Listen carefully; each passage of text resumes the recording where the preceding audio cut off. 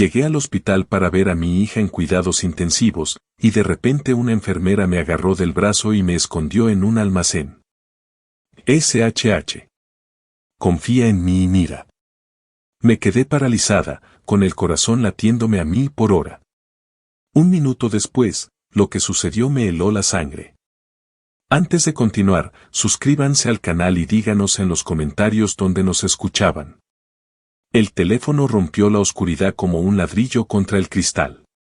Lo busqué a tientas en la mesita de noche, tirando el vaso de agua que allí guardaba.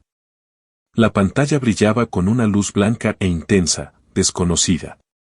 El corazón me latía a 1000 por hora antes incluso de pulsar el botón, antes de estar completamente despierto. ¿Señor Pérez? Preguntó una voz femenina, temblorosa, algo extraña. Habla el Hospital Memorial de Phoenix. Su hija Mami ingresó hace una hora en estado crítico.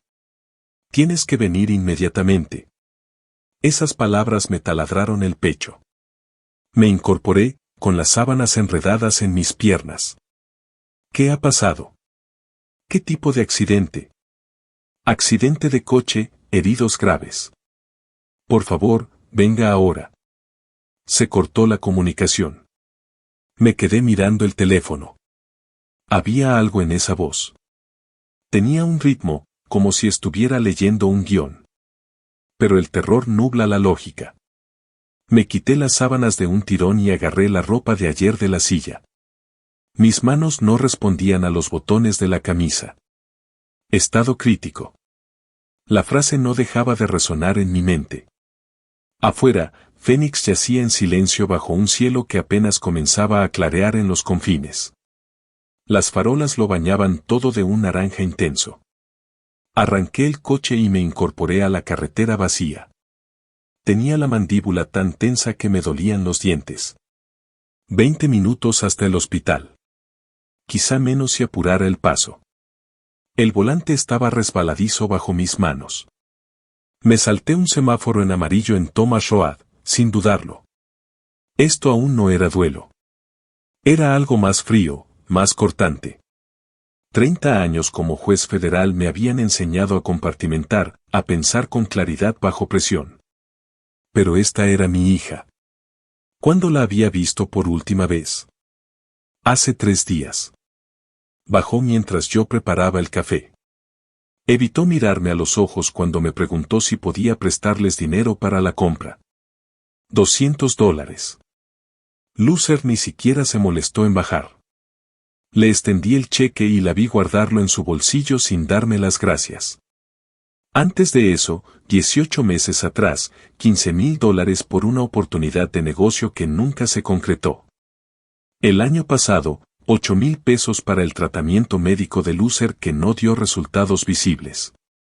Hace 6 meses, $22,000 para una inversión que necesitaban con urgencia. En ambas ocasiones, la gratitud se desvaneció en cuestión de días. Cada vez, el desprecio volvía como la lluvia. Me obligaba a volver la vista al camino. La avenida central se extendía ante mí, desierta. Los edificios parecían acusadores en su quietud, como si hubieran estado esperando presenciar este momento. El Phoenix Memorial apareció a mi derecha, todo hormigón, cristal y luces de emergencia. Aparqué torcido, ocupando 2 plazas, y corrí hacia la entrada. Las puertas automáticas parecían moverse demasiado despacio. Dentro, la luz fluorescente me golpeó como una bofetada. Cruda, clínica, reveladora. Una mujer con bata quirúrgica estaba sentada detrás del mostrador de recepción, tecleando algo en su ordenador. Llegué al mostrador, respirando con dificultad. A pesar de todo, mi voz salió firme. Ingresó mi hija, Mami Pérez. Accidente de coche, estado crítico, UCI. La enfermera levantó la vista, con los dedos aún sobre el teclado. Su expresión era profesional y paciente. Permítame verificar, ¿a qué hora ingresó, señor? Hace 1 hora, quizá hora y media, recibí la llamada alrededor de las 6:30. Pasó rápidamente por las pantallas, con la mirada escrutadora. Luego frunció el ceño y volvió a pasar por las pantallas. Su ceño se frunció aún más. Señor, no veo a ninguna Mamie Pérez en nuestro sistema esta noche. Ningún ingreso a la UCI en las últimas 3 horas. Tardé un instante en comprender las palabras. Me incliné hacia adelante, agarrándome al borde del mostrador. Urgencias, traumatología. ¿Me llamó alguien de este hospital? Por supuesto, señor. Permítame contactar directamente con urgencias. Cogió el teléfono. La vi marcar, la vi hablar en voz baja a quien contestó. Hizo 3 llamadas. Cada vez, su confusión se hacía más evidente. Cada vez, me miraba con algo parecido a la preocupación. De pie allí, observándola seguir los protocolos, sentí como el pánico comenzaba a disiparse. Dejó una estela de frialdad. En su momento, descarté esa llamada, pero ahora recordaba los detalles. La voz de la mujer sonaba nerviosa, sí, pero tras ese nerviosismo se escondía algo ensayado, mecánico. Dijo lo que tenía que decir y colgó antes de que pudiera hacer preguntas. Señor, la enfermera dejó el teléfono. He consultado con urgencias, traumatología y la UCI. Esta noche no hemos tenido ningún paciente con ese nombre. Tampoco ningún accidente de coche que coincida con esa descripción. Las luces fluorescentes zumbaban en lo alto. En algún punto del pasillo, un monitor emitía un pitido constante. Miré a aquella mujer, joven, competente, que intentaba ayudar de verdad, y supe que decía la verdad. Gracias, me oí decir. Le agradezco que lo haya comprobado. Se ofreció a verificarlo de nuevo, a llamar a otros hospitales de la zona. Le dije que no sería necesario. Mi voz se mantuvo tranquila, controlada, pero por dentro, todo encajaba, como las pruebas en un juicio. Alguien me había mentido para traerme hasta aquí. Alguien que sabía exactamente qué palabras me harían huir en la noche sin pensarlo. Alguien que sabía que vendría por Mamie, sin importar la historia que nos separara. Me giré hacia la salida, mientras mi mente ya procesaba las posibilidades. Pero algo me retuvo en el vestíbulo, un instinto en el que había aprendido a confiar tras décadas de sopesar testimonios y leer rostros. Algo andaba muy mal, pero no como temía. Fue entonces cuando sentí una mano en mi antebrazo. La mano me agarró el brazo con firmeza, con urgencia. Me giré y vi a mi lado a una mujer con uniforme quirúrgico, mayor que la enfermera recepcionista, quizá de unos 40 y tantos, con ojos cansados que reflejaban una mirada intensa y decidida. Su placa decía, Berna Turner. SHH, susurró apenas audible. Confía en mí y observa. ¿Qué eres? Pero ella ya me estaba alejando del escritorio, avanzando rápidamente por un pasillo lateral. Sus dedos eran fuertes, insistentes. Podría haberme resistido, quizá debería haberlo hecho. Pero algo en su urgencia me impulsó a seguirla. Se detuvo frente a un pequeño armario, abrió la puerta y me condujo al interior. El espacio era estrecho, con estantes repletos de ropa de cama y artículos de limpieza. Me colocó con cuidado junto a la puerta, dejándola entreabierta, y se llevó un dedo a los labios. No hagas ruido, susurró, con la boca cerca de mi oído. Tu hija no está herida. Las palabras no tenían sentido. Empecé a hablar, pero ella me agarró del hombro y negó con la cabeza bruscamente. Luego señaló por la rendija de la puerta. Miren. El pasillo se extendía ante nosotros, vacío y blanco bajo las luces del techo. Podía oír mi propia respiración, sentía a Berna tensa a mi lado. Entonces, unos pasos resonaron a mi derecha. Mamie apareció a la vista, sin cojear, sin vendajes, sin ninguna herida visible. Se movía con su paso habitual, rápido y decidido, el andar de alguien perfectamente sano. Un hombre con bata blanca caminaba a su lado, de mediana edad, con una postura incómoda, presumiblemente, un médico. Se detuvieron a unos 5 metros de nuestro escondite. No podía respirar. La mano de Berna permaneció sobre mi hombro, tranquilizándome. ¿Quieres que se lo diga?, preguntó el médico con voz baja y reticente. Lesiones en la columna, 85.000 por la cirugía. La respuesta de Mamie fue tranquila, calculada, sin rastro de angustia. El seguro no lo cubre. Tendrá que pagarlo de su bolsillo. Te daré 3,000 por tu ayuda. Cerré los puños, el borde de un estante me presionaba la espalda, pero no me moví, no emití ningún sonido. 30 años manteniendo la compostura en los tribunales me sirven ahora. Esto es muy inusual. Otra voz interrumpió, la reconocí de inmediato.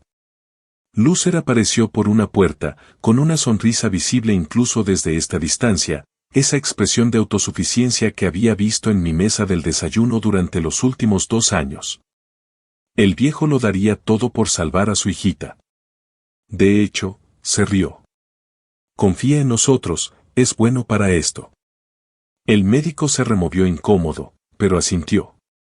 Hablaron durante 1 minuto más, dando detalles sobre cuando había recibido la llamada con el diagnóstico, la urgencia que le darían a la situación y dónde debía transferir el dinero. La voz de Mamie no flaqueó en ningún momento. Podría haber estado hablando de la lista de la compra. Luego se marcharon, desapareciendo tras la esquina hacia el vestíbulo principal. Sus pasos se desvanecieron. El silencio se apoderó del pasillo como polvo. Berna me soltó el hombro y retrocedió. Me giré para mirarla. Para mirarla de verdad. Una mujer que acababa de terminar un largo turno, con el cansancio reflejado en los ojos, pero erguida con una integridad que no se puede fingir. Los oí hace 1 hora, dijo en voz baja. Estaban en una habitación vacía, planeando esto. Intenté encontrarte antes de que llegaras, pero negó con la cabeza. Lamento que hayas tenido que verlo así. Descubrí que mi voz aún funcionaba. Salió monótona y fría. No te disculpes. Me hiciste un favor. Salimos del armario.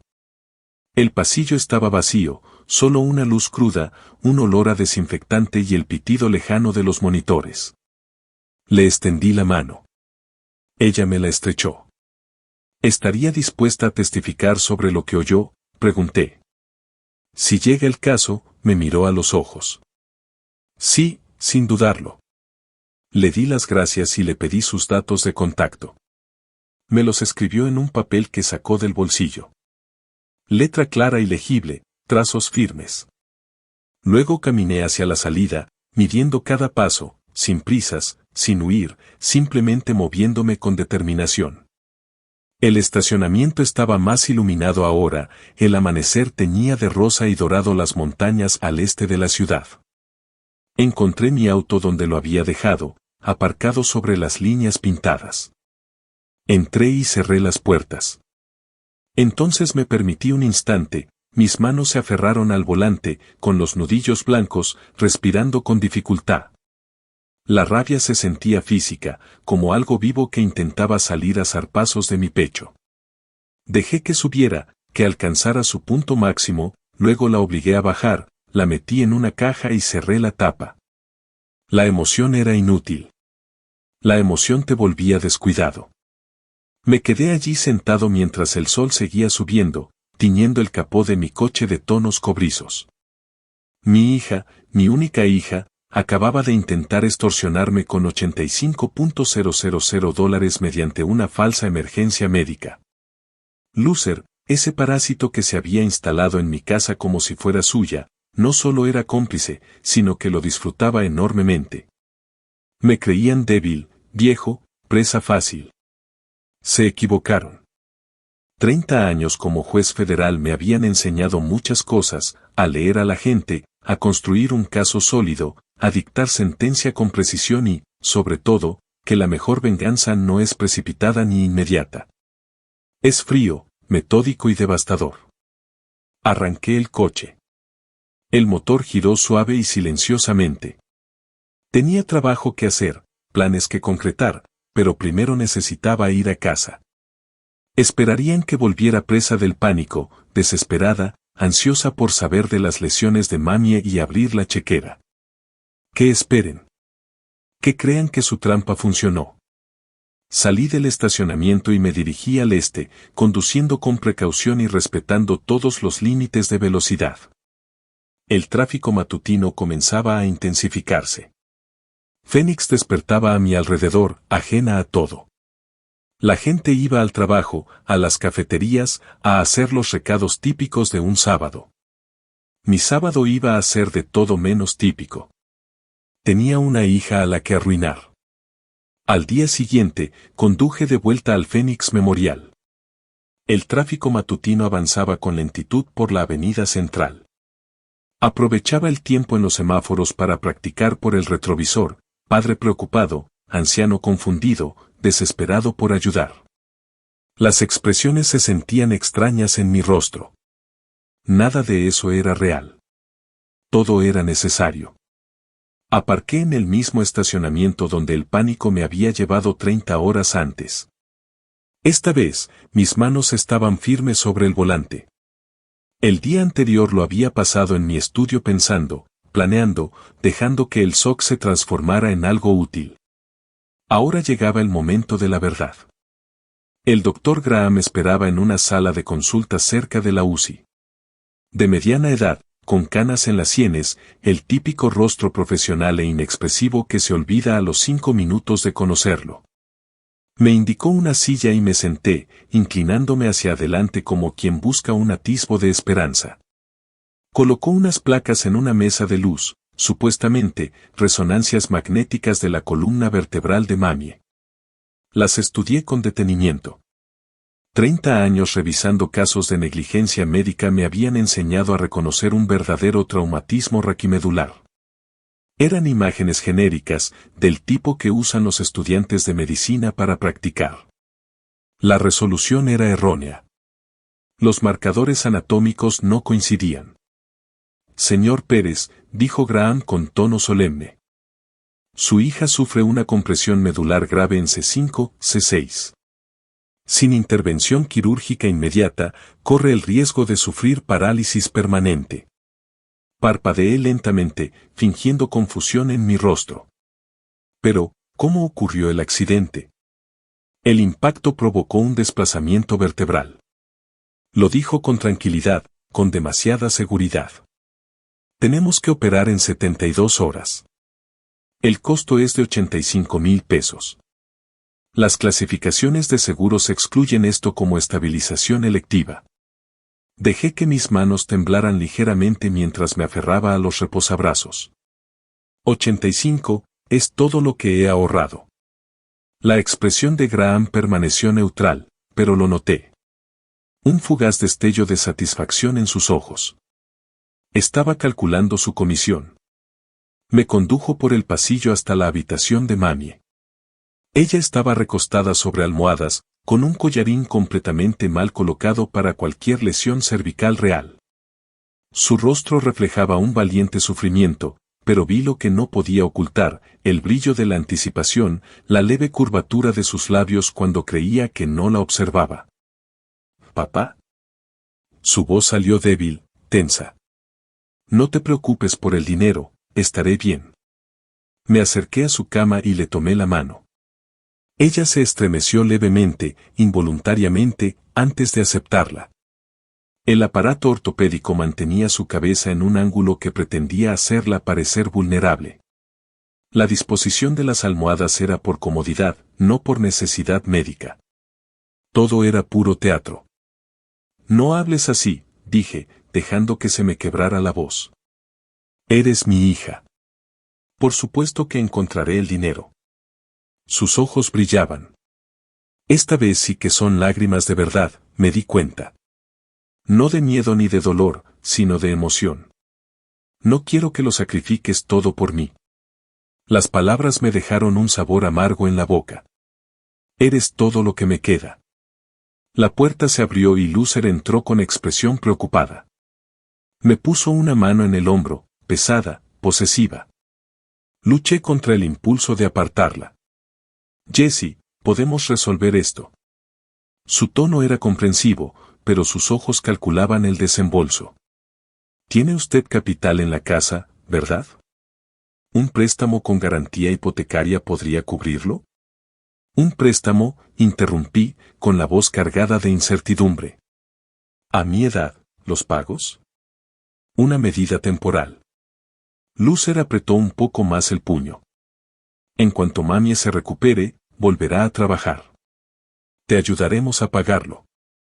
La mentira flotaba en el aire entre nosotros, evidente para mí, invisible para él. Hablaré con el banco, dije en voz baja. El doctor Graham se adelantó con papeleo, un acuse de recibo de la consulta y formularios de consentimiento para procedimientos aún no programados. Me temblaban las manos al firmar. El temblor era fingido, pero parecía bastante real. Se me cayó el bolígrafo una vez, me disculpé y me toqué las gafas de lectura. Lucer y mami intercambiaron una mirada. El anciano se está desmoronando. En la puerta, me volví. En 2 días tendré el dinero. Graham asintió solemnemente. El tiempo apremia, señor Pérez. Lo entiendo. Crucé la mirada con mami. No le fallaré a mi hija. Mientras caminaba por el pasillo, pasé por el puesto de enfermería. Bernard Turner estaba allí revisando un historial clínico. Nuestras miradas se cruzaron brevemente. Me dirigió un leve asentimiento, casi imperceptible. Esa comunicación silenciosa me tranquilizó. Tenía una aliada, una testigo, alguien que había descubierto su verdadera naturaleza antes que yo. Continué hacia la salida, avanzando lentamente como quien carga un peso insoportable. Detrás de mí, oí voces que provenían de la habitación de mami. Creían que estaba fuera de su alcance auditivo. La risa ahogada de Luce resonó por el pasillo. Te dije que funcionaría, está completamente destrozado. La respuesta de mami fue apenas audible. Baja la voz. Tenemos que esperar a que se haga efectivo el pago. Tranquilo, el viejo no sospechará nada hasta que sea demasiado tarde. Me quedé sentado en el coche, con el motor apagado. Dejé que se agotara el combustible. Mi reflejo en el retrovisor mostraba mi verdadero rostro, frío, analítico, decidido. Entonces saqué mi teléfono e hice la primera llamada. Roberts y Associates, contestó la recepcionista. Necesito una cita con Wallace Roberts, especialista en planificación patrimonial, hoy mismo si es posible. Permítame consultar su agenda, señor. Esperé, observando la entrada del hospital por el retrovisor, planeando mis próximos pasos. Querían mi dinero, de acuerdo, pero primero necesitaba proteger todo lo que pensaban heredar. La recepcionista regresó. El señor Roberts tiene una cita disponible a las 4 de la tarde. La aceptaré. Arranqué el coche y salí del aparcamiento. 2 días, lo había prometido. Eso me daba 48 horas para preparar mis defensas. No tenían ni idea de lo que les esperaba. El bufete de abogados Roberts y Associates ocupaba el segundo piso de un edificio de ladrillo en el centro de Phoenix. Llegué a las 4 en punto y en cuestión de minutos me hicieron pasar a la oficina de Wallace Roberts. Era más joven de lo que esperaba, quizá unos 45 años, traje formal, sin anillo de bodas. Bien, menos complicaciones. El señor Pérez me estrechó la mano y me indicó un sillón de cuero. Mencionaste la planificación patrimonial por teléfono. ¿En qué puedo ayudarte? Lo encontré a través del directorio del Colegio de Abogados. Al no tener una relación previa, no hubo preguntas sobre cambios repentinos.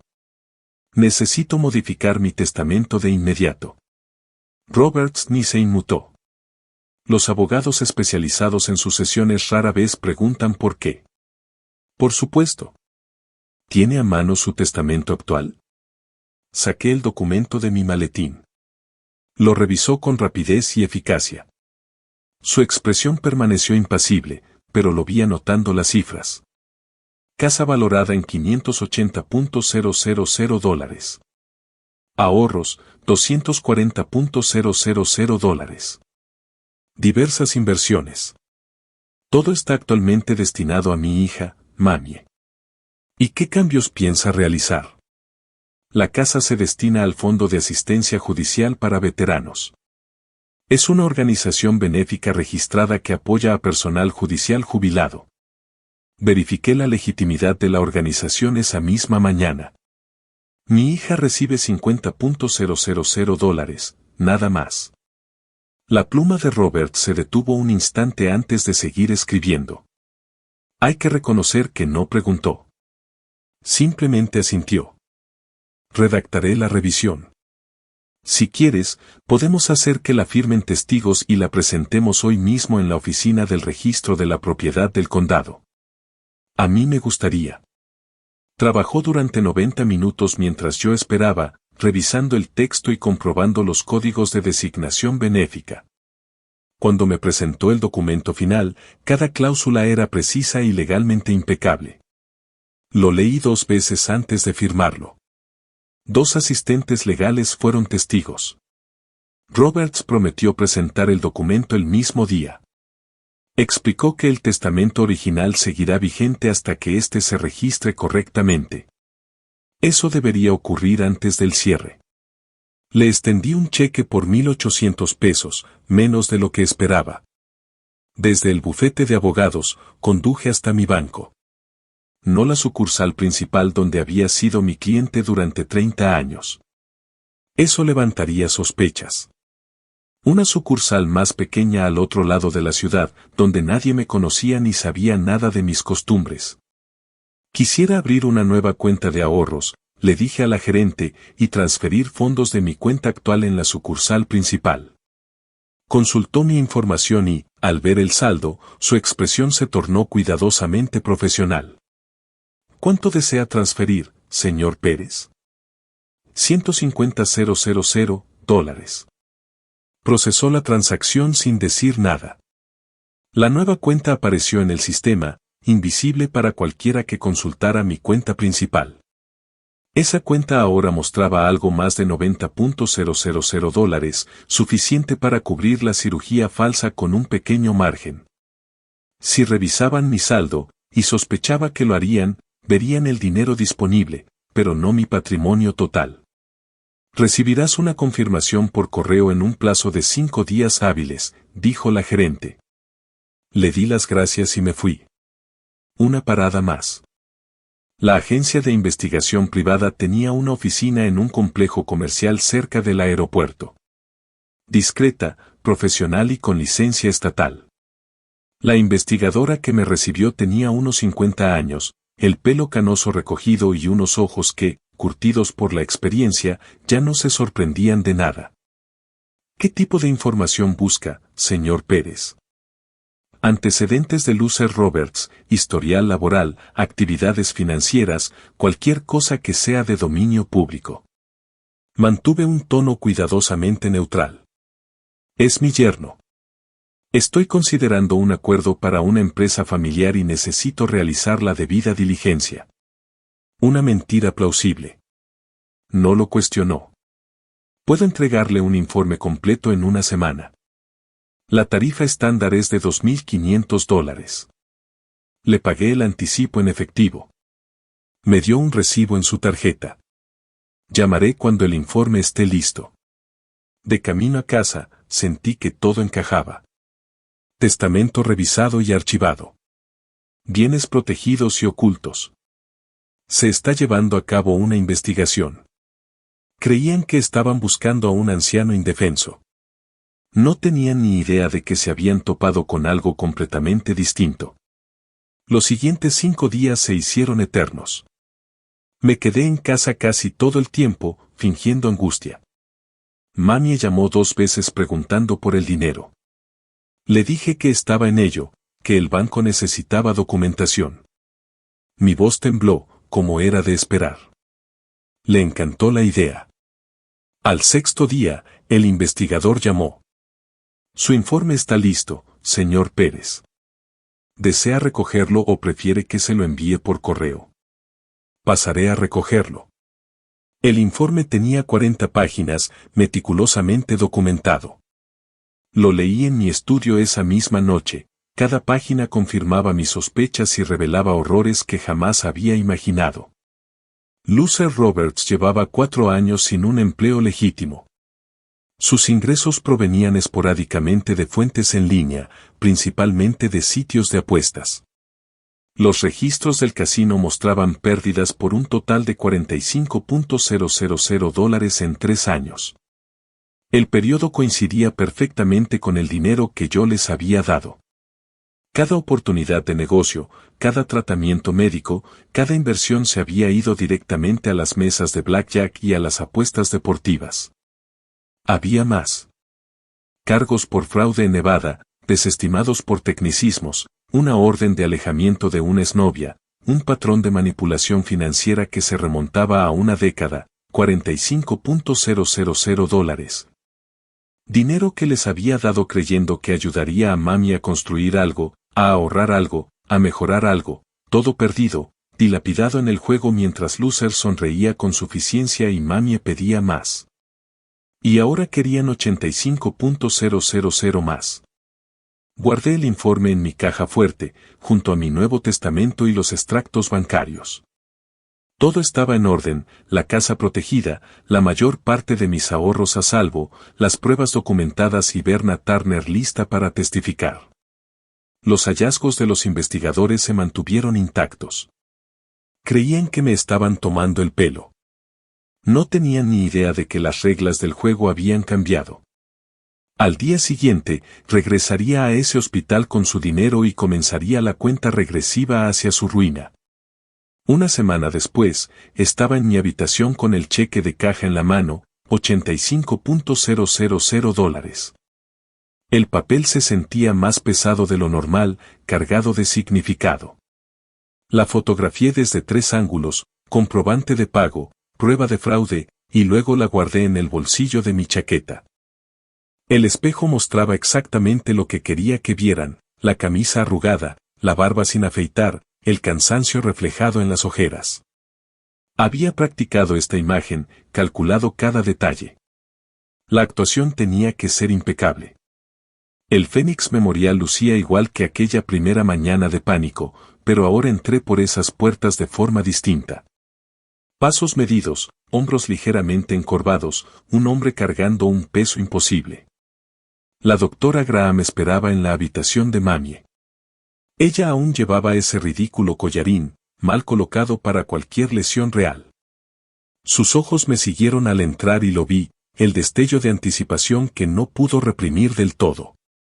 Aquí, dejo que mi voz suene cansada, derrotada. Todo lo que pude gestionar, el banco lo procesó ayer. Graham tomó el cheque y lo examinó con solemnidad ensayada. Una enfermera estaba en la puerta, otra testigo de la transacción, otra pieza de evidencia que encajaba en su lugar. Señor Pérez, le está dando a su hija una segunda oportunidad en la vida. La ironía me quemaba la lengua. Es todo lo que tengo. Mami me tomó la mano. Sus dedos se sentían fríos, como si estuvieran fingiendo. Papá, no sé cómo agradecértelo. Solo quiero que te mejores. Eso es todo lo que necesito. Loser se quedó junto a la ventana, incapaz de ocultar del todo su satisfacción. Lo observé calcular, mentalmente gastando el dinero que creía haber robado con éxito, el vino que bebería, las mesas donde lo perdería todo. Me acerqué a la cama de Mamie y me permití abrazarla.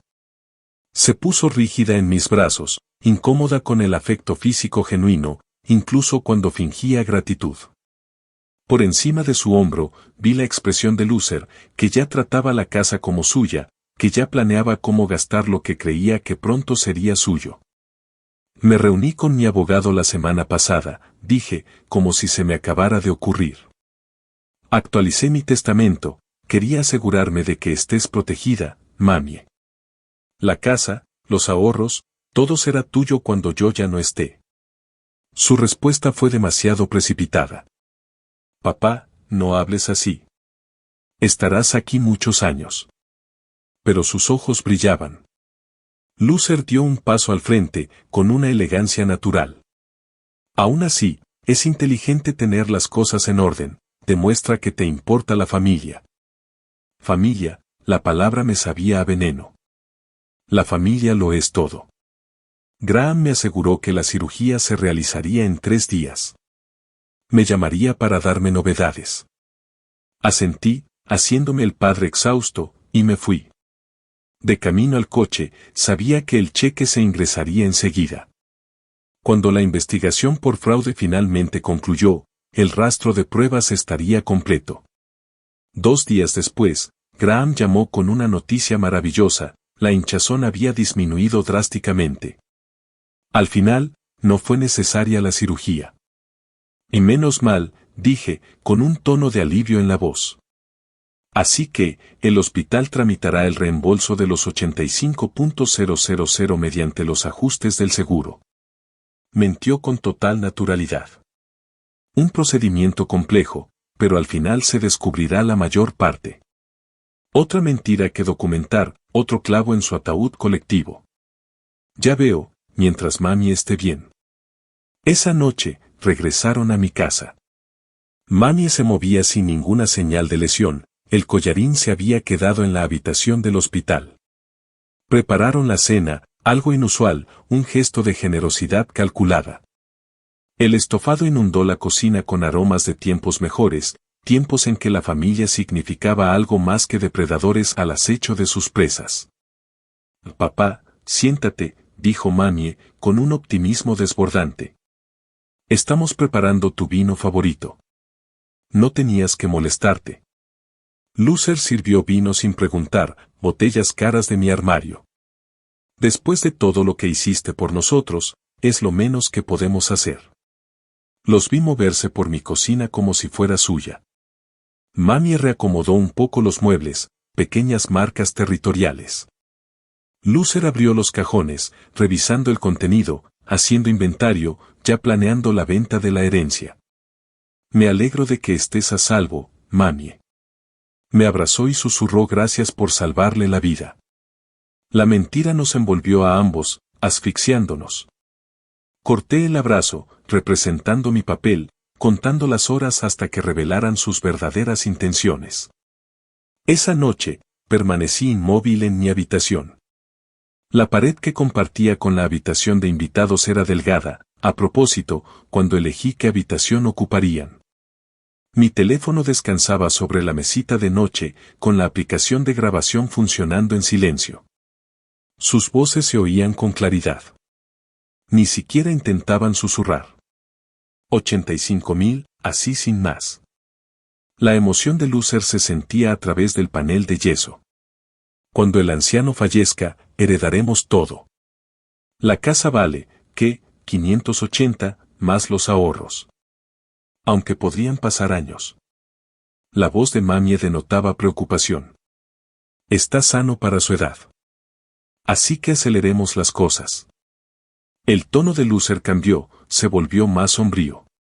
Esa residencia de ancianos, con sus vistas soleadas o lo que sea. Que lo internen, que lo declaren incapaz. Entonces tenemos un poder notarial, controlamos todo. Silencio. Luego mami, dubitativa pero de acuerdo. O bien, hay otras maneras. Que parezca natural. Los ancianos se caen por las escaleras todo el tiempo. Loser se rió de verdad. Ahora estarás pensando que, de una forma u otra, para el verano este lugar será nuestro. Me quedé tumbado en la oscuridad, con el móvil grabando cada palabra, y sentí que algo se instalaba en mi interior. Habían cruzado una línea que no esperaba que cruzaran. Esto ya no era solo un robo. Era planear hacerme daño, planear mi muerte o mi encarcelamiento. Mi única hija y el parásito al que había acogido en nuestras vidas, hablando de mi asesinato como si fuera la lista de la compra. La grabación continuó. La dejé sonar hasta que sus voces se desvanecieron en silencio, hasta que oí los ronquidos de Loser a través de la pared. Luego guardé el archivo, lo encripté e hice copias de seguridad en 3 ubicaciones. Evidencia, documentación, pruebas. Pensaron que habían ganado. No tenían ni idea de que el juego había cambiado por completo. Durante las semanas siguientes, la presión aumentó. Encontré el primer folleto de una residencia de ancianos sobre la encimera de la cocina, 3 días después de su conversación nocturna. Residencia para mayores San y Vista. Fotos brillantes de residentes mayores sonrientes. Habitaciones amplias. Atención integral para sus seres queridos. Discreta y calculada. Aparecieron más a lo largo de la semana. Sobre la mesa de centro. Junto a mi sillón de lectura. Dentro del periódico que leo cada mañana. Cada folleto destacaba características diferentes. Unidades de atención a la memoria. Residencias asistidas. Supervisión médica completa. El mensaje era claro. Mami lo mencionó durante el desayuno un martes por la mañana, con voz preocupada y cautelosa. Papá, he estado pensando que esta casa se te está haciendo cuesta arriba. El jardín, las reparaciones, todas esas escaleras. Levanté la vista de mi café, fingiendo confusión. Me las he arreglado bien durante 30 años. Pero tú no te haces más joven. Lucer intervino con tono condescendiente. ¿Y si pasara algo? Casi siempre estás aquí solo. Están los dos aquí, no estoy solo. Lucer se inclinó hacia adelante, apoyando los codos en mi mesa, invadiendo mi espacio. No podemos vigilarte a cada minuto. ¿Y si te caes, o te olvidas de apagar la estufa? La amenaza implícita flotaba en el aire.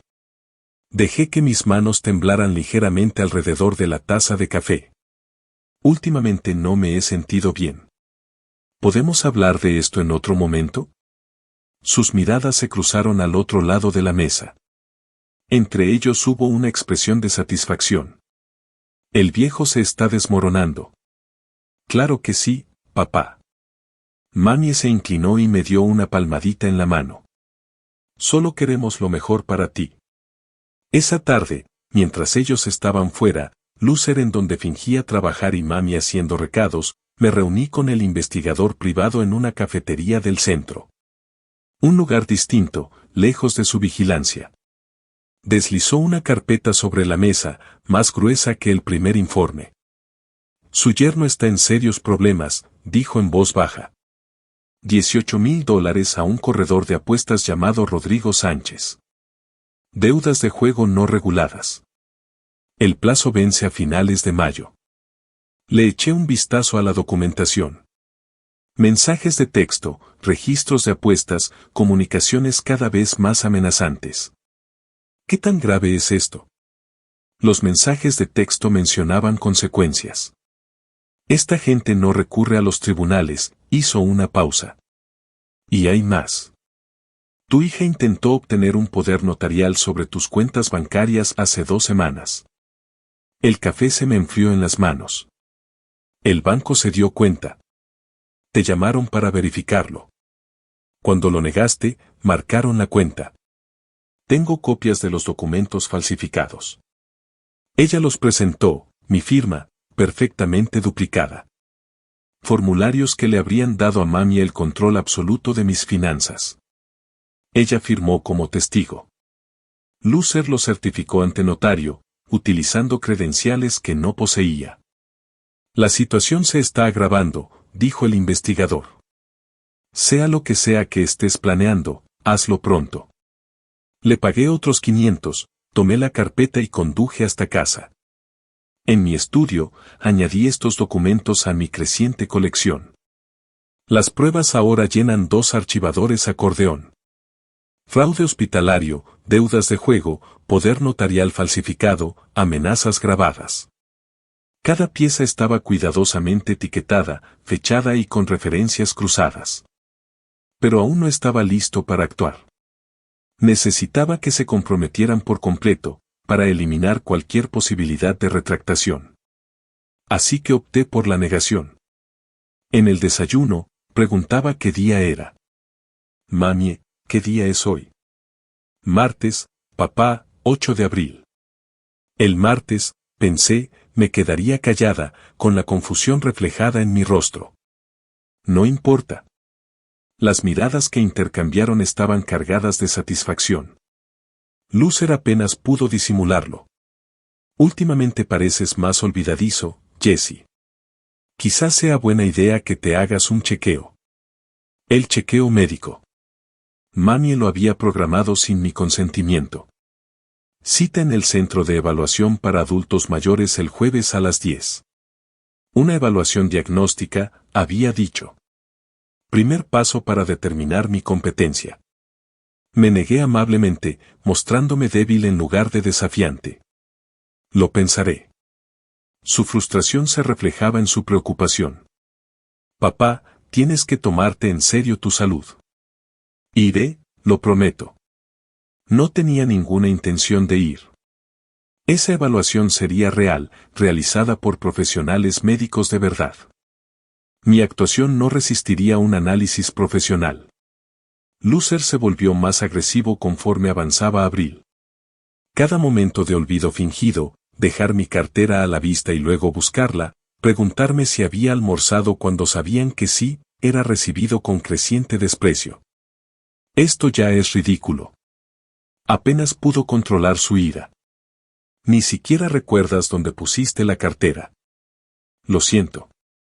Mi voz sonó a disculpa, insegura. Simplemente pensé que lo había dejado así. Te estás convirtiendo en un estorbo. Lucer se irguió sobre mí, usando su altura para intimidarme. ¿Qué pasa cuando olvidas algo importante? ¿Dejas la puerta sin llave y te vas sin avisar? Mami actuó con más suavidad, alimentando su agresividad. Lucer, no seas tan duro. Pero papá, tiene razón. Quizás una residencia supervisada sería mejor. Mejor para ellos.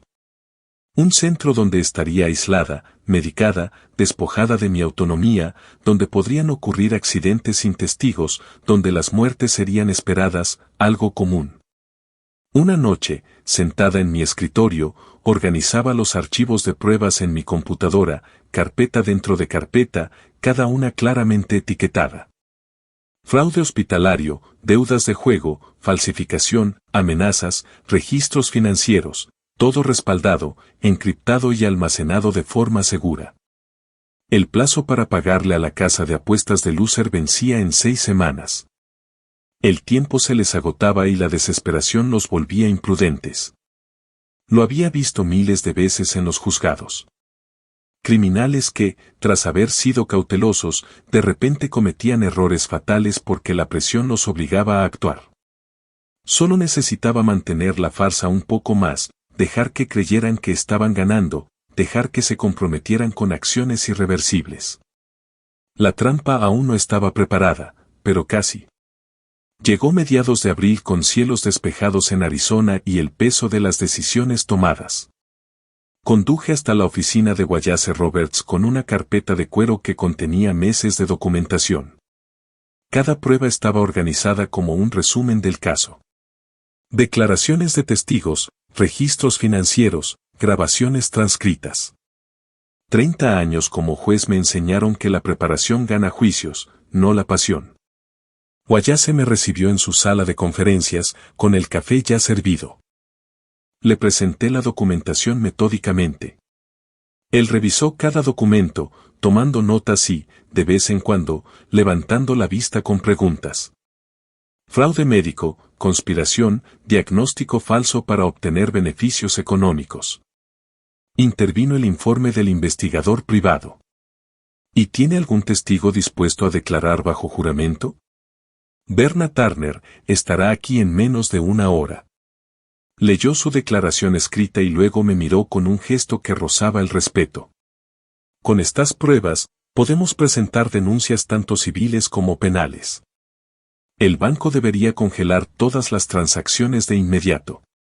Hazlo, todo. Wallace dejó la pluma. Esto tendrá consecuencias importantes para tu hija y tu yerno. Sostuve su mirada sin titubear. Ellos mismos crearon esas consecuencias. Berna llegó 40 minutos después. Parecía nerviosa, pero entró con los hombros erguidos. La determinación vencía al miedo. Me puse de pie para saludarla y le estreché la mano. Gracias por venir. Es lo correcto, dijo sencillamente. Guayase la guió durante la declaración con cierta falta de práctica. Su voz se mantuvo firme mientras describía aquella madrugada de febrero. 3 personas en una habitación vacía de un paciente, tramando algo y hablando de un objetivo de $85,000. Cuando él le preguntó si estaba segura de lo que había oído, no dudó. Completamente segura. Mami le ofreció al Dr. Graham $3,000 para que cooperara. Anoté la hora. 6:45 de la mañana firmó la declaración jurada notariada sin que le temblara la mano. Observé cómo se formaba su firma en el papel y sentí que algo cambiaba. La evidencia ya no era solo documentación. Era un testimonio jurado que podía resistir un interrogatorio. Desde la oficina de Guayase, llamé al departamento de fraude de mi banco por altavoz. Señor Pérez, ¿puede explicar la naturaleza de la denuncia por fraude? Describí el plan brevemente. Falsa emergencia médica, diagnóstico falsificado, cirugía innecesaria, $85,000 obtenidos mediante engaño. Guayase asintió mientras hablaba, confirmando el marco legal. Congelaremos la transacción de inmediato mientras se lleva a cabo la investigación. El responsable de fraude lo confirmó. Colgué y miré a Guayase a los ojos. La primera ficha del dominó había caído. Lo sabrán en cuestión de horas, dijo Guayase. El hospital se pondrá en contacto con ellos para informarles sobre la retención. Bien. Que entren en pánico. Conduje a casa en medio del tráfico vespertino. La satisfacción, fría y precisa. Ninguna euforia. Solo el clic mecánico de las piezas al encajar en su lugar. En casa, me instalé en mi estudio con los expedientes de mi carrera judicial. Investigando para un artículo que tenía pendiente escribir. Guardando las apariencias. Pero dejé la puerta entreabierta, escuchando. El teléfono de mami sonó alrededor de las 4. Su voz resonó por toda la casa, estridente y llena de incredulidad. ¿Qué quieres decir con congelado? El banco no puede simplemente. Espera, ¿él presentó qué? Respondió la voz más grave de Lucer, airada pero controlada. Ese viejo está jugando sucio. Tenemos que parar esto ya. Sus pasos se acercaron a mi despacho. No llamaron a la puerta. Papá, la voz de mami tembló. ¿Qué has hecho? Llamó el hospital. Están investigando. No hay nada que investigar. Levanté la vista de mis papeles, con expresión neutra. Si no hay nada que investigar, no tienes de qué preocuparte.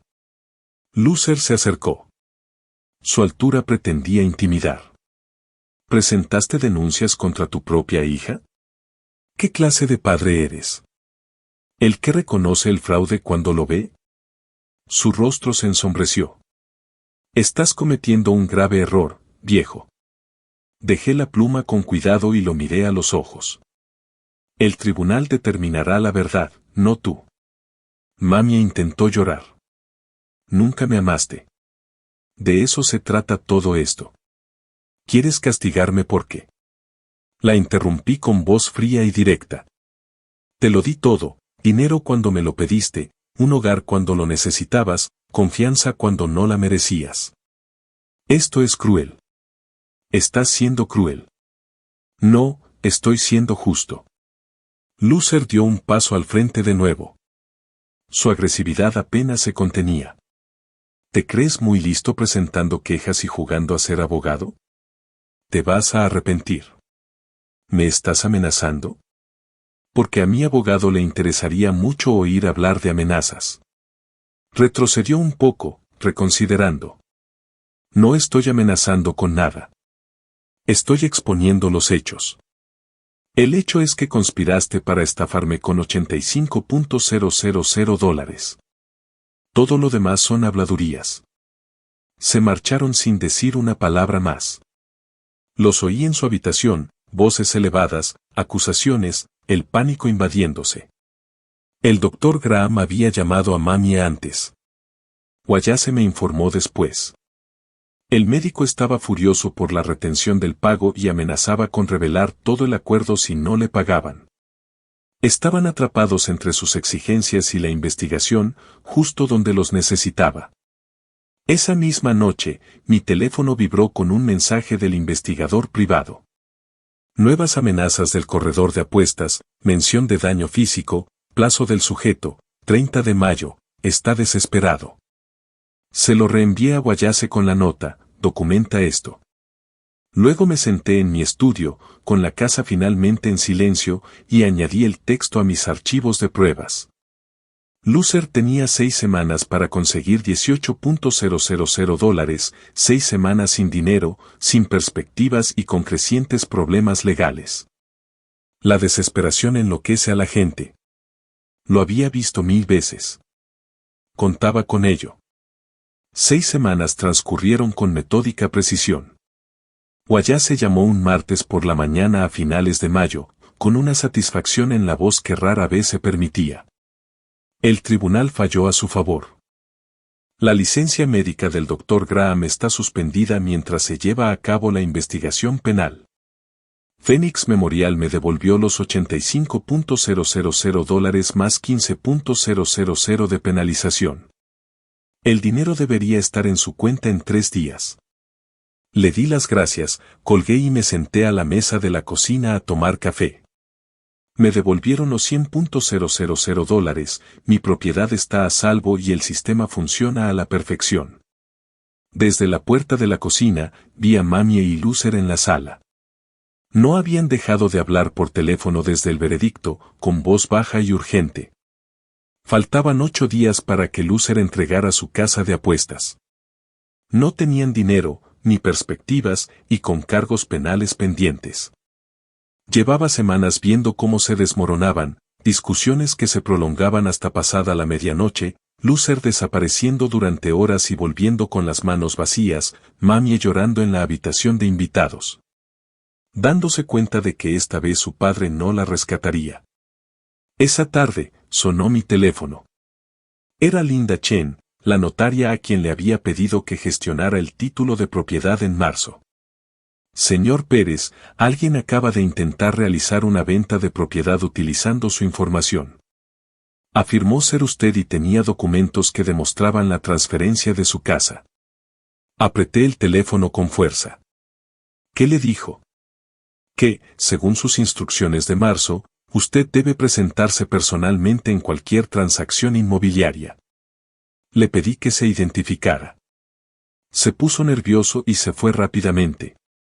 Voy a llamar a la policía ahora mismo. Los documentos parecían falsificados. Haz eso. Voy a tu oficina. Agarré las llaves del coche. En el salón, la chaqueta de Loser colgaba de una silla. Revisé los bolsillos, estaban vacíos. Pero su maletín para el portátil estaba en el sofá. Dentro, formularios impresos de transferencia de propiedad, mi firma falsificada, un documento de identidad falso con mi foto sustituida por la de Loser. Llevaba semanas planeándolo, tan desesperado que llegó a cometer un delito grave de falsificación. Dejé todo donde estaba y conduje hasta la oficina de Linda. Ella ya había llamado a la policía. Un detective me recibió allí, tomó mi declaración y fotografió los documentos legales que había presentado en marzo. El sospechoso podría regresar, dijo el detective. Tendremos agentes vigilando. Volverá, dije. Se le acabaron las opciones. Esperé en mi coche al otro lado de la calle. 90 minutos después, el sedán de Loser entró en el aparcamiento. Entró en la oficina de Linda con una confianza fingida, la misma arrogancia que había usado en mi cocina cuando me creía débil. 2 agentes de patrulla salieron de un coche sin distintivos. Entraron en el edificio. A través de la ventana, vi cómo cambiaba la expresión de Loser. Confusión, luego comprensión, después pánico. Intentó marcharse. Los agentes le bloquearon el paso. Las esposas parecían casi una leve provocación comparadas con la violencia en sus ojos. Lo liberaron, Le leyeron sus derechos y lo subieron al coche patrulla. Lucer me vio entonces, sentado en mi coche al otro lado de la calle. Su rostro se contrajo de rabia, pero la puerta del coche se cerró, impidiendo que pudiera gritar lo que quisiera. Conduje hasta casa. Cuando llegué, mami estaba dando vueltas por la cocina, con el teléfono pegado a la oreja. No pueden retenerlo sin fianza. ¿Qué quieres decir con 25.000? No tenemos eso. Me vio y colgó. Tenía el rostro pálido, surcado de lágrimas. Arrestaron a Lucer por intentar vender tu casa. Lo sé. ¿Lo sabías? Tú. Lo comprendí. Tú lo planeaste. El notario. Protegí mi propiedad en marzo. Lucer decidió falsificar hoy. Estaba desesperado. Tú lo obligaste a hacer esto. Dejé las llaves en la encimera y la miré fijamente. Lucer intentó vender mi casa sin mi conocimiento ni consentimiento. Eso no es desesperación. Eso es robo. Su fianza es de $25.000. Se le quebró la voz. ¿Ese corredor de apuestas? Si Lucer no paga antes del viernes, le harán daño, quizá lo maten. Tienes que ayudar. No tengo que hacer nada. Él es tu yerno. Yo soy tu hija. ¿Cómo pudiste? Intentaste robarme $85.000 con una falsa emergencia médica. Mantuve la calma y me limité a los hechos. Intentaste acceder ilegalmente a mis cuentas bancarias. Lucer intentó vender mi casa con documentos falsificados. Tú tomaste tus decisiones. Por favor, te lo ruego. Deberías haber pensado en las consecuencias antes de cometer fraude. Estás solo. Me fui a mi estudio y cerré la puerta. Ella seguía llorando en la cocina, pero yo no sentía nada más que la fría satisfacción de ver cómo un plan se ejecutaba a la perfección. Mi teléfono vibró con un mensaje de Guayase. Había llamado la policía. Lucer fue arrestado por falsificación e intento de fraude. Ambos delitos son graves. No podrá pagar la fianza. Juicio en 6 semanas. Respondí. Documenten todo. La casa quedó en silencio al caer la noche. Mami se fue.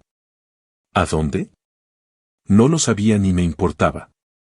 Lucer estaba en la cárcel. Me estaban devolviendo mi dinero. Mis bienes estaban seguros. El sistema legal al que serví durante 30 años funcionó exactamente como debía. Se destapó el fraude. Se detuvo a los delincuentes.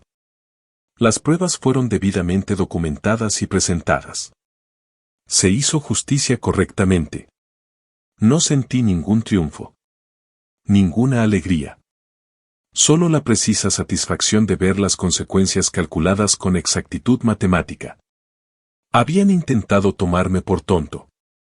Habían subestimado lo que 3 décadas en el Tribunal Federal le habían enseñado a un hombre sobre preparación, pruebas y paciencia.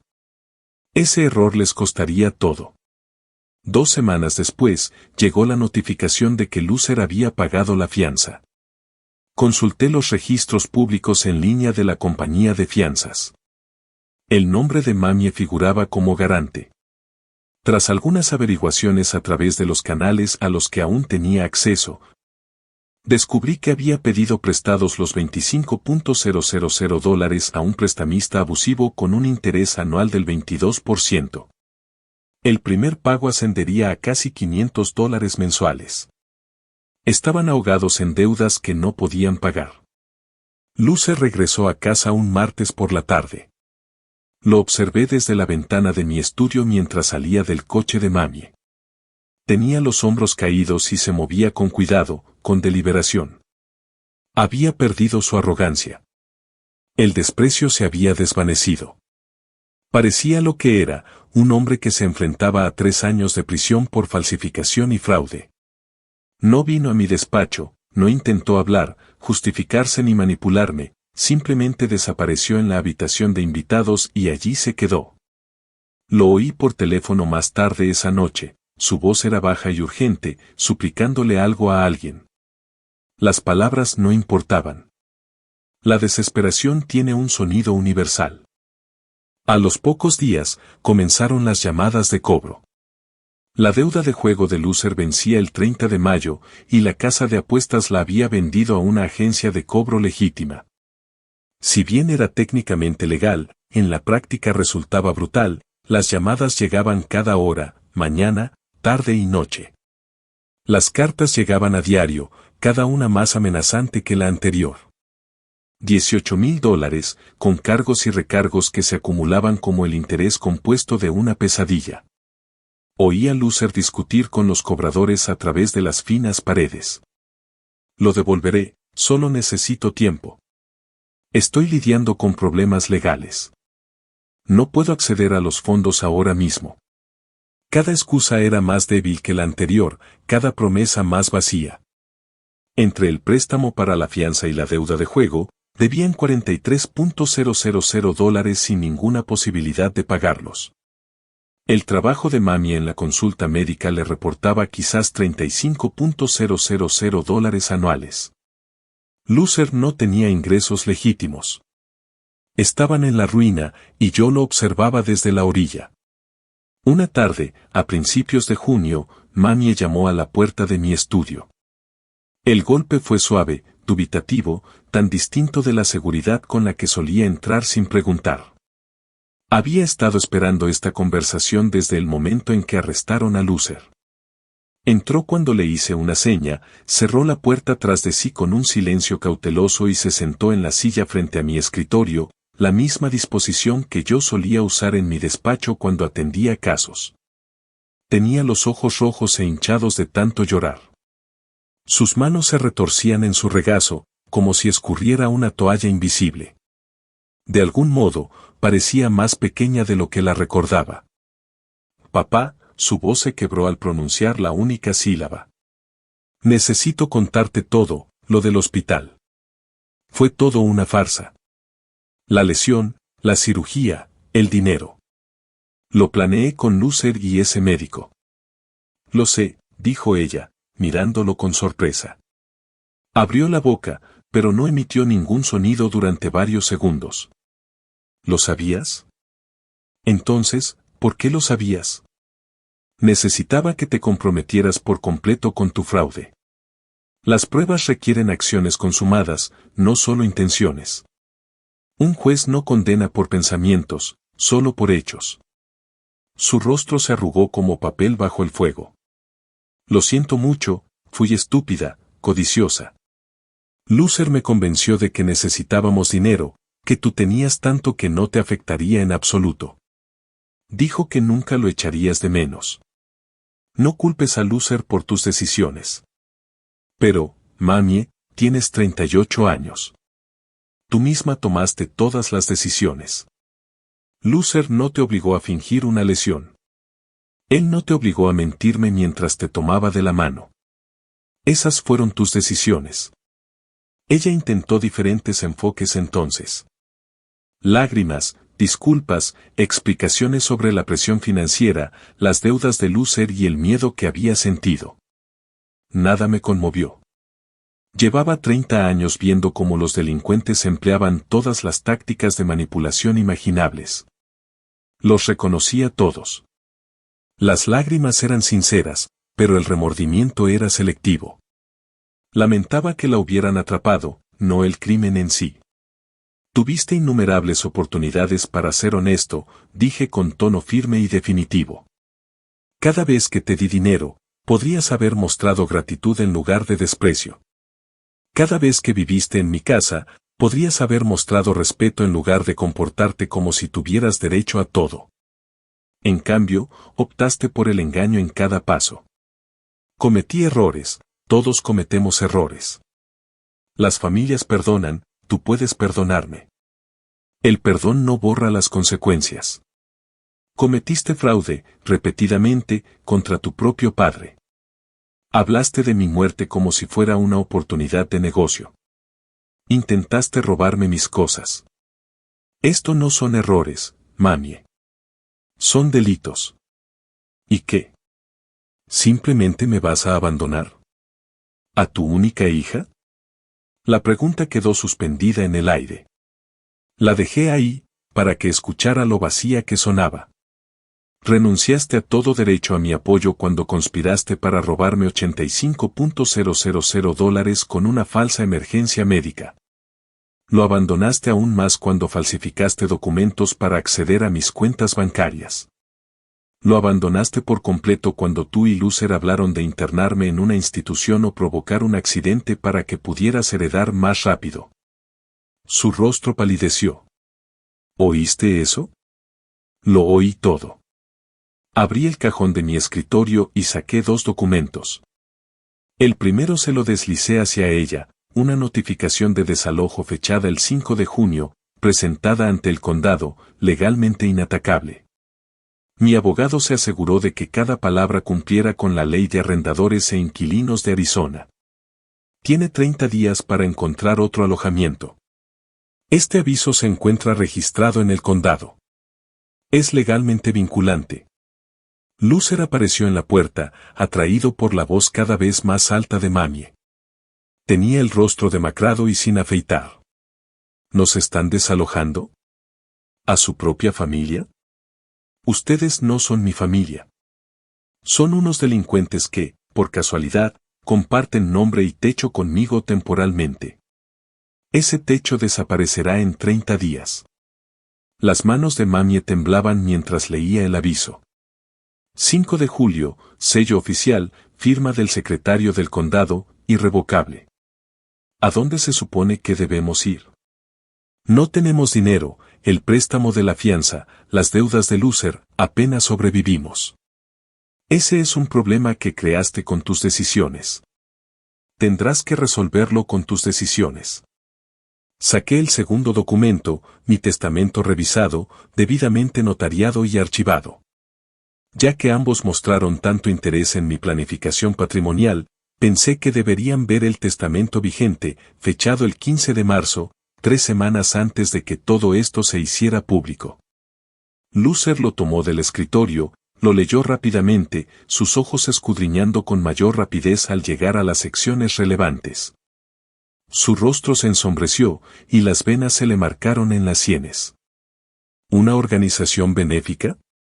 ¿Le dejaste la casa a una organización benéfica? El Fondo de Asistencia para Veteranos Judiciales, una organización que ayuda a personal judicial jubilado, personas que dedicaron su vida a la justicia en lugar de socavarla. Mamie encontró la sección que detallaba su herencia. Su dedo recorrió la línea como si esperara que las palabras cambiaran. 50,000.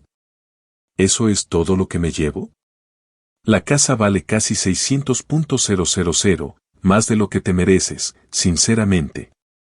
Pero tomé esa decisión antes de saber la magnitud de tu traición. Si pudiera cambiarla ahora, no te llevarías nada. El control de Lucer se quebró como un alambre frágil. Estás destruyendo la vida de tu propia hija por despecho, por venganza. ¿Qué clase de padre hace esto? Yo no estoy destruyendo nada. Ambos destruyeron sus vidas con sus decisiones. Simplemente me niego a financiar el desastre que provocaron. Las lágrimas de Mamie se convirtieron en ira, y su voz se elevó. Eres insensible, fría. Nunca me quisiste, esto lo demuestra. ¿Un verdadero padre ayudaría, perdonaría, qué haría? ¿Financiar tu próximo plan? ¿Pagar las deudas de juego de Lucer? ¿Fingir que no intentaste extorsionarme con casi $100,000? ¿Ignorar que hablaste de mi muerte como si fuera un negocio? La miré fijamente, y no sentí nada más que una fría indiferencia. La hija que había criado, la niña a la que había amado, se había ido. Si es que alguna vez existió. Amaba a la hija que creía tener. Amaba a la persona que creía que eras. La persona que tengo delante es una desconocida que cometió fraude, robo y conspiración contra su propio padre. Esa persona enfrenta las consecuencias, no el amor. Salieron de mi estudio, Lucer dio un portazo tan fuerte que hizo temblar el marco. Los oí discutir en su habitación, Sus voces resonaban a través de paredes que nunca habían respetado como límites. Mami lloraba, Loser maldecía. Se oyó algo romperse. Quizá una lámpara, o un teléfono estrellado contra la pared. La agencia de cobros volvió a llamar esa noche. Oí a Loser gritar por teléfono, luego silencio, y después el sonido ahogado de la derrota. Le embargarían el coche en menos de una semana. Lo había usado como garantía para algo, otro plan que había fracasado antes de empezar. Me senté sola en mi estudio, con la notificación de desahucio presentada y el testamento guardado en la caja fuerte. Y volví a leer un artículo de una revista jurídica sobre la preservación de pruebas en casos de fraude civil. La justicia no es emocional, es procesal. Y los procedimientos funcionaban exactamente como se habían diseñado: 30 días para que se fueran, 30 días para que mi casa volviera a ser mía. Marqué el 5 de julio en mi calendario con una sola línea roja. La libertad ya tenía fecha. A finales de julio llegó el calor sofocante de Arizona y el día del juicio final de Loser. Me senté en la galería del tribunal, 3 filas detrás de donde Loser estaba de pie ante el estrado. El aire acondicionado zumbaba constantemente, pero el sudor oscurecía el cuello de su traje. Mami estaba sentada en la primera fila, con la postura rígida por la tensión. No me miró al entrar, ni siquiera reconoció mi presencia. La jueza, una mujer de unos 50 años, con el pelo canoso y un semblante serio, repasó el expediente por última vez antes de hablar. Su voz tenía la autoridad que reconocí de mis años como estrado. Señor Roberts, usted se ha declarado culpable de un cargo de falsificación y otro de intento de fraude, ambos delitos graves según la ley de Arizona. El tribunal ha revisado su caso minuciosamente, incluyendo el informe previo a la sentencia y la declaración de impacto de la víctima, el señor Jesse Pérez. Loser permaneció inmóvil, con su abogado a su lado. Tenía las manos entrelazadas a la espalda, con los nudillos blancos por la presión. El tribunal señala que este fraude fue particularmente grave, dado que se dirigió contra un miembro de la familia, un juez federal jubilado que dedicó su carrera a defender las mismas leyes que usted infringió. Intentó robar bienes por valor de más de $500,000 mediante documentos falsificados. Solo la vigilancia de un notario privado impidió que este delito se consumara. La jueza hizo una pausa, se ajustó las gafas y dictó sentencia: 18 meses de libertad vigilada, una multa de $10,000 pagadera en un plazo de 12 meses y $5,000 en concepto de indemnización al señor Pérez, pagaderos de inmediato. Servicio comunitario, 200 horas a completar durante el periodo de libertad condicional. Antecedentes penales, condena permanente por delito grave.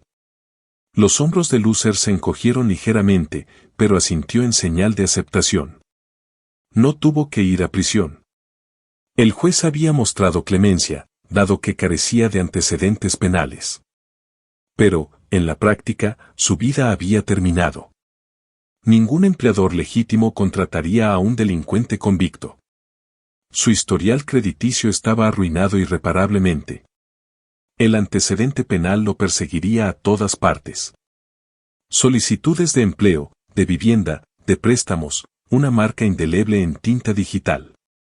Además, continuó el juez, le impongo una orden de alejamiento de 3 años. Se le prohíbe contactar al señor Pérez o acercarse a menos de 150 metros de su domicilio. La violación de esta norma conllevará encarcelamiento inmediato. Salí de la sala antes de que Loser fuera liberado de la mesa de los acusados. No necesitaba verle la cara ni oír lo que pudiera decir. La sentencia quedó registrada públicamente, de forma permanente e irrevocable. Eso bastó. El desalojo se ejecutó precisamente el 5 de julio, exactamente 30 días después de que yo hubiera notificado el desalojo. Estuve deliberadamente en la oficina de Guayase cuando se mudaron. No quería presenciar el proceso. No quería darles la satisfacción de verme observar su partida. Guayase llamó a media tarde para confirmar. La propiedad está libre. Se llevaron sus pertenencias y dejaron las llaves en el mostrador. No vi ningún daño en las instalaciones. Las cerraduras se pueden cambiar en cualquier momento. Conduje hasta casa bajo el intenso calor de la tarde en Phoenix y encontré la habitación de huéspedes vacía. Las puertas del armario estaban abiertas, dejando ver perchas desnudas y estantes polvorientos. Se habían llevado sus pertenencias y habían dejado las llaves de mi casa en un pequeño montón sobre la encimera de la cocina. Sin nota, sin últimas palabras. Solo el eco metálico de unas llaves abandonadas. Las recogí y las tiré a la basura. Esa misma tarde contraté a un servicio de limpieza. Llegaron en menos de 2 horas. Un equipo de 4 personas que fregó a fondo todas las superficies que Mamie y Lucer habían tocado. Lavaron las alfombras que aún conservaban sus huellas. Limpié las huellas dactilares y los restos de regalos de los marcos de las puertas, los interruptores de la luz y las encimeras de la cocina. La casa olía a limpiador industrial y a nuevo comienzo. Los pintores vinieron al día siguiente. Había elegido los colores con cuidado, grises suaves y blancos cálidos. Nada que ver con los colores con los que habían convivido. Nuevas capas de pintura en todas las paredes que habían tocado. Borrando las manchas con cada pasada del rodillo. La habitación de invitados se convirtió en una oficina. Su baño, en un trastero. Estaba reescribiendo su existencia en mi casa. Poco a poco. Las cerraduras se cambiaron al tercer día. Un cerrajero dedicó 2 horas a instalar los nuevos cerrojos. Cambiar los códigos del sistema de seguridad. Reprogramar el abrepuertas del garaje. Llaves nuevas que nunca habían tocado sus manos. Nuevos códigos que desconocían. La casa sellada contra intrusiones. Protegida contra el regreso. A mediados de agosto, me encontraba en el patio trasero de mi casa contemplando la puesta de sol sobre Phoenix. La temporada de monzones había traído consigo nubes espectaculares que se tornaron doradas y carmesí con la luz del atardecer. La ciudad se extendía a mis pies, indiferente e inmensa. Millones de vidas transcurrían sin saber ni preocuparse por lo que había ocurrido en esa casa. Dentro, mi hogar se sentía distinto. De alguna manera, más ligero, como si al haberlo sacado se hubiera restablecido la presión atmosférica a niveles normales. El peso opresivo de su presencia se había disipado, dejando solo espacio y silencio. Sonó mi teléfono. El nombre de Berna Turner apareció en la pantalla. Guardé su información de contacto hace meses, después de su testimonio. Señor Pérez, espero no molestarle. Para nada, Berna. ¿En qué puedo ayudarle? Quería informarle de que, tras la investigación, el hospital implementó nuevos protocolos de verificación. Ahora ningún médico puede autorizar procedimientos costosos sin la revisión de sus colegas. Se requieren varias firmas. Verificación de pacientes a través de canales independientes. Lo que usted reveló cambió las cosas aquí. Las cambió para mejor. Sentí un ligero cambio en mi pecho, una sensación de calor. Me alegra oírlo. Otros pacientes no tendrán que pasar por lo que yo pasé. Exacto. Y la licencia del Dr. Graham fue revocada permanentemente por la Junta Médica Estatal. Nunca más podrá ejercer la medicina en ninguna parte del país. Hizo una pausa. Y quería agradecerte que me creyeras aquella mañana, que actuaras en consecuencia. No todos lo habrían hecho. La mayoría habría ignorado la advertencia de un desconocido. Al dar ese testimonio, asumiste un riesgo considerable. Hablaste cuando podrías haberte quedado callada. El mérito es tuyo. Hablamos unos minutos más. La habían ascendido a supervisora de enfermería y le habían otorgado un reconocimiento formal por su ética en la denuncia de irregularidades. El hospital había establecido un programa de protección para denunciantes. Pequeñas victorias, pero significativas, que resonarían en el tiempo. Tras despedirnos, permanecí en el patio mientras la oscuridad se cernía sobre el valle. El balance financiero estaba completo. Recuperé todo mi dinero, 85.000 de la estafa, 15.000 en multas hospitalarias y 5.000 en restitución ordenada por el tribunal. Mi patrimonio quedó protegido gracias al testamento revisado que presenté en marzo. Mami recibiría su herencia de $50.000 algún día, cuando yo muriera, nada más. La casa acabaría sirviendo a personas que dedicaron su vida a la justicia, lo cual me parecía apropiado y justo. A través de la red de contactos de mi abogado, supe que Lucer y Mami vivían en un pequeño apartamento en el lado este, de 2 habitaciones, por el que pagaban $950 al mes. Un alquiler que apenas podían pagar incluso con Mami trabajando a tiempo completo en una clínica. Sus ingresos combinados eran de unos $66.000 al año. Tras pagar el alquiler, la fianza, las deudas pendientes y los gastos básicos, no les quedaba nada, ni ahorros, ni seguridad, ni perspectivas de mejora. La condena por delito grave de Lucer significaba que, en esencia, estaba desempleado y no podía encontrar trabajo en ningún sector legal. Él había conseguido un trabajo en un almacén, en el turno de noche, por el salario mínimo. El puesto de Mami en la consulta médica era de nivel básico, apenas por encima del salario de subsistencia. Vivían al día, ahogados en deudas que tardarían años en saldar. Sin ninguna esperanza de obtener la ganancia financiera por la que habían sacrificado su integridad, el sistema funcionó correctamente, tal como se había diseñado. Las pruebas se recopilaron metódicamente, se presentaron adecuadamente y se evaluaron con imparcialidad. Los delitos se procesaron por las vías legales correspondientes. El tribunal ordenó la restitución, la cual se pagó íntegramente. Las consecuencias civiles se derivaron lógicamente de las acciones penales.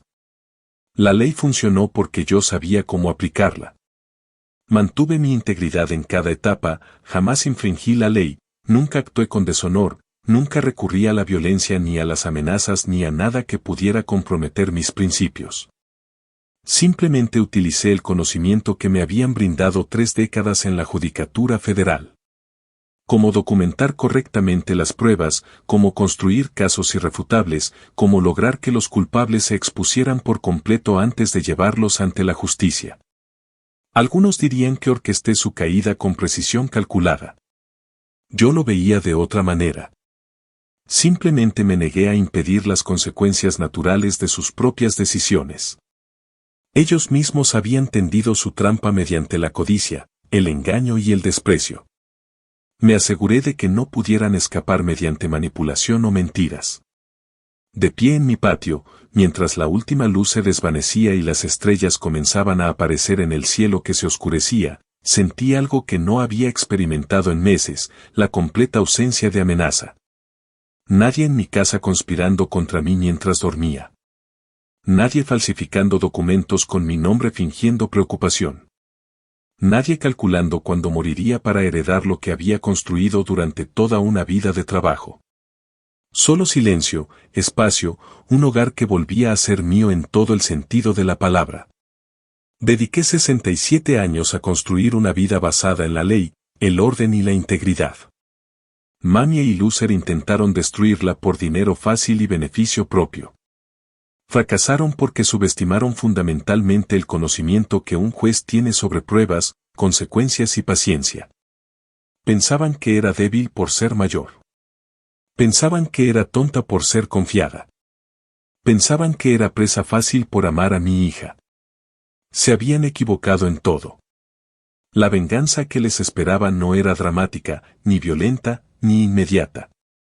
Era sistemática y permanente, consecuencias legales que los perseguirían durante décadas, una ruina financiera de la que jamás escaparían y la certeza de haber destruido su propio futuro por avaricia y estupidez. Eso bastó, más que suficiente.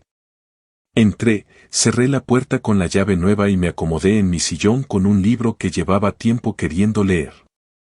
Mi casa, mi paz, mi vida, todo de nuevo como siempre debió ser.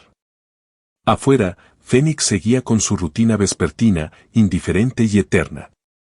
Adentro, Alguien que entendía cómo funcionaba la justicia había hecho justicia correctamente, y por fin pude descansar. Si te gustó esta historia, dale me gusta a este video, suscríbete al canal y comparte tus impresiones en los comentarios. Para escuchar la siguiente historia, haga clic en el recuadro de la izquierda. Gracias por ver el video.